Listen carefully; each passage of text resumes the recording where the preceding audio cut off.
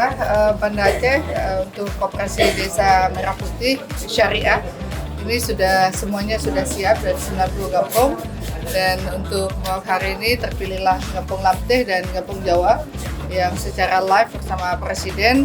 Dan tadi juga saya udah kunjungan, saya melihat bagaimana kesiapan apa-apa yang menjadi program dari BUMN, katakanlah misalnya dari Bulog, ada juga dari Ediput, ya, ada beras, ada minyak, ada gula, ada gas, kemudian juga yang lain apa lagi ya? Pos dan Giro, ya. BSI perbankan.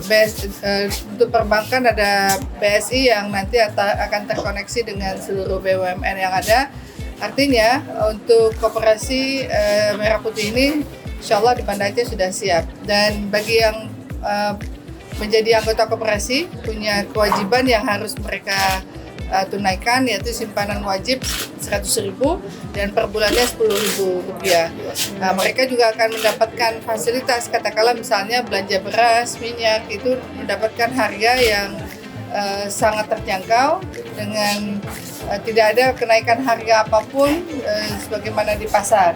Tapi kalau bukan sebagai anggota koperasi, bisa jadi harganya menjadi jauh lebih tinggi sedikit, ya. Boleh.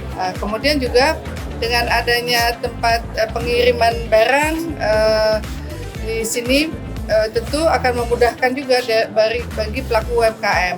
Nah, pelaku